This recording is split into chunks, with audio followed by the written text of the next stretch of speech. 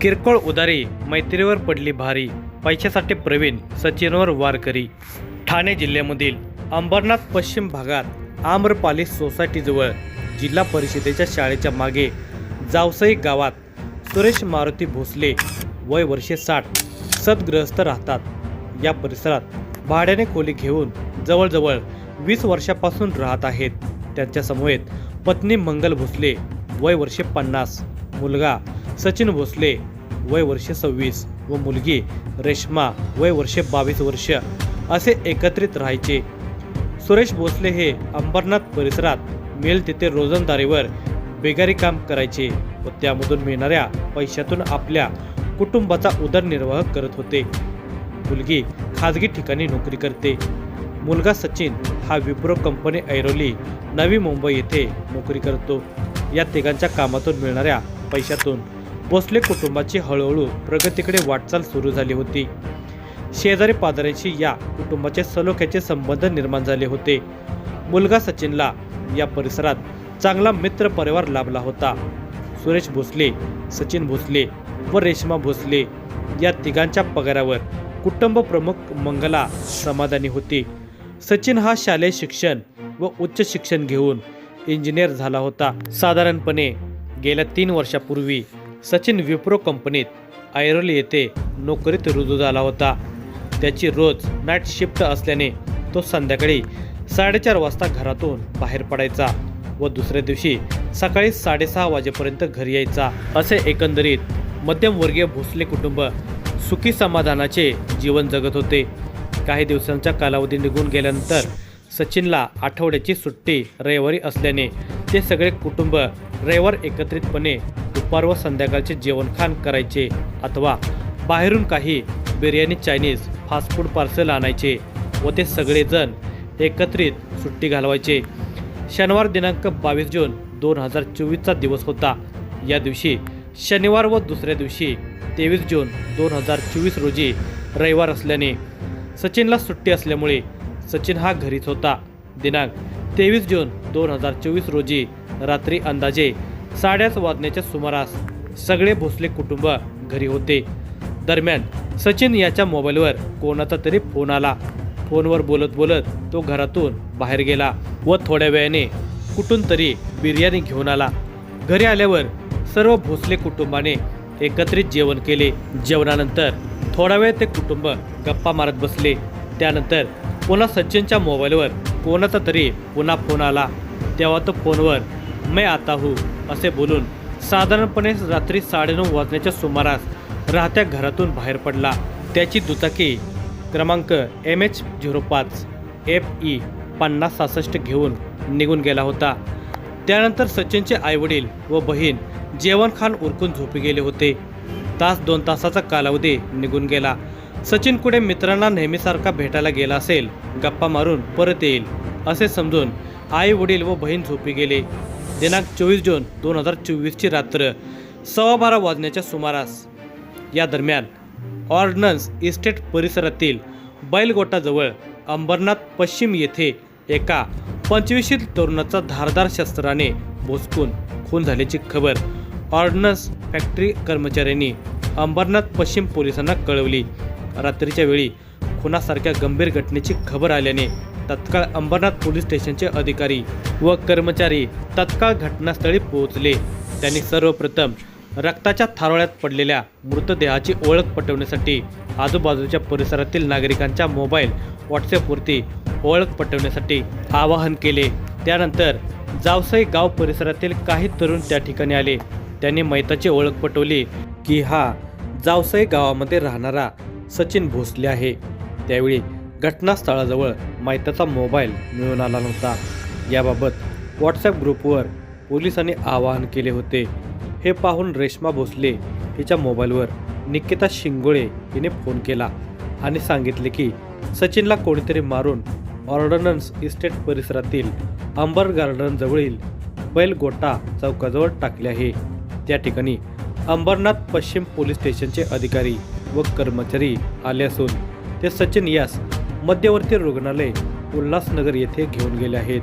ही माहिती मिळताच सुरेश भोसले व रेश्मा भोसले हे तात्काळ मध्यवर्ती रुग्णालय येथे तातडीने दाखल झाले आहेत.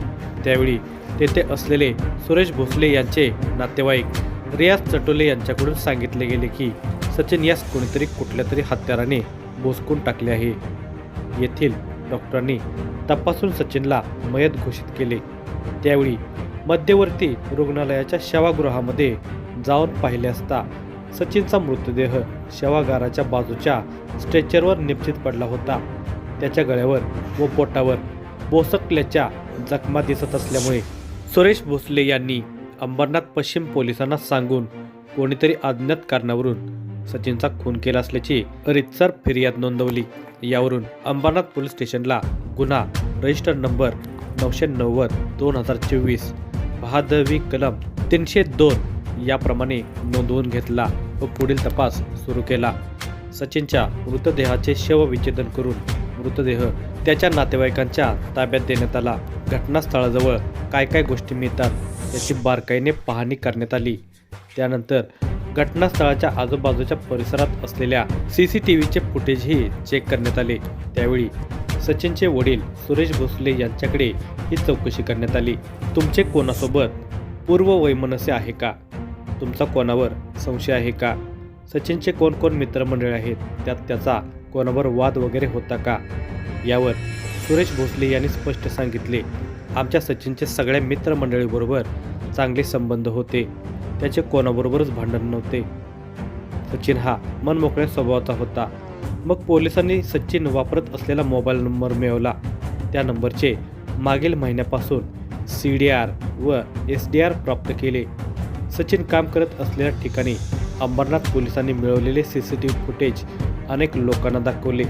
तसेच काही CCTV फुटेजमध्ये एक संशयित व्यक्ती दिसत होता. त्याच्या हालचालीवर बारकाईने लक्ष केंद्रित करण्यात आले. सचिनच्या काही मित्रांनाही हे फुटेज दाखवण्यात आले. त्यावेळी सचिनच्या एका जवळच्या मित्राकडे चौकशी करण्यात आली. त्यावेळी एका CCTV फुटेजमध्ये जाताना व येतानाचे फुटेज पाहिले असता एकच व्यक्ती होती. मात्र तो जाताना अंगावर वेगळे कपडे दिसत होती आणि येताना वेगळी कपडे दिसत होती. सचिनच्या जवळच्या एका मित्राने सांगितले की हा सचिनचा मित्र प्रवीण चितोडे असून तो पुणे येथे राहतो. तेव्हा पोलिसांनी सचिनच्या घरच्यांकडे व मित्रांकडे चौकशी करण्यात आली. सचिनचा मृत्यू झाल्यानंतर प्रवीण हा त्याचा मित्र घरी आला होता का? प्रवीण हा पुणे येथे राहतो. त्याचा मोबाईल नंबर पोलिसांनी मिळवला. या मोबाईलवरून त्याचे लोकेशन ट्रेस केले असता प्रवीण सूरजसिंग चितोडिया, वय वर्ष 28, राहणार राजयोग अपार्टमेंट, रूम नंबर 34, सरकार चौक, मारुंजी गाव, तालुका मुळशी, जिल्हा पुणे या ठिकाणी असल्याचे समजले. सहाय्यक पोलीस निरीक्षक विजय काजरी यांनी तपास टीमच्या मदतीने मारुंजी भागात सापळा लावला आणि तेथून रस्त्याने जाताना प्रवीणचा भाऊ दिसला. त्याला एका पोलीस कर्मचाऱ्याने ओळखले. प्रवीणचा भाऊ त्या ठिकाणावरून जात असताना त्याचा पाठोपाठ त्याच्या घरी जाऊन प्रवीणला ताब्यात घेतले. कारण प्रवीणच्या मोबाईलचे लोकेशन मिळत होते, परंतु घर कोणालाही माहीत नव्हते. प्रवीणला अंबरनाथ पोलिसांनी झडप टाकून पकडले. तेव्हा तो सुरुवातीला ओढवाओढवीची उत्तरे देऊ लागला. माझा काय संबंध, मला कशाला पकडता, असे म्हणत होता. परंतु प्रवीणला ताब्यात घेऊन पोलीस पथक अंबरनाथ पोलीस स्टेशनला आले. तेथे वरिष्ठ पोलीस निरीक्षक जगन्नाथ कळसकर यांच्यासमोर उभे केले. त्यांनी त्याच्याकडे सखोल चौकशी केली. त्यामध्ये त्याने असे सांगितले की मी माझा मोबाईल घरी ठेवला होता आणि एका व्हॉट्सअपकडून घरी अर्जंट फोन करायचा आहे म्हणून मोबाईल घेतला. सचिनला व्हॉट्सअप कॉल करून बोलावले. त्यामुळे अंबरनाथ पोलिसांनी सचिन गेल्या महिनाभरात जास्त कशावर कोणाशी बोलला याचाही CDR व DCR काढण्यात आला. अनेक सस्पेक्टेड फोनची चौकशी करण्यात आली, परंतु त्यातून काही निष्पन्न झाले नाही. मात्र प्रवीणच खून केल्याची खात्री झाल्याने त्याला पोलिसी खाक्या दाखवताच त्याने गुन्ह्याची कबुली दिली. त्यावेळी वरिष्ठ पोलीस निरीक्षक जगन्नाथ कळसकर व गुन्हे पोलीस निरीक्षक किशोर शिंदे यांनी खून करण्याचे कारण विचारले असता त्याने सांगितले की सचिनने माझ्याकडून काही पैसे उसने घेतले होते. मी त्याच्या नावे टर्म लाईफ इन्शुरन्सचे 5 हप्ते प्रत्येकी 1250 रुपये प्रमाणे 6000 भरले होते. ते तो देत नव्हता म्हणून वैतागून त्याचा खून केल्याची कबुली दिली. त्याने गुन्हा करतेवेळी अंगावर एकावर एक असे 2 ड्रेस घातले होते. त्यामुळे खून केल्यानंतर त्याने अंगावरील एक ड्रेस, चाकू, सचिनचा मोबाईल पडत असलेल्या पावसात जागोजागी टाकले. या परिसरातून पोलिसांनी गुन्ह्यात वापरलेले हत्यार जप्त केले. या गुन्ह्याचा पुढील तपास ठाणे शहर पोलीस आयुक्त आशुतोष डुंबरे यांच्या मार्गदर्शनाखाली पूर्ण केला.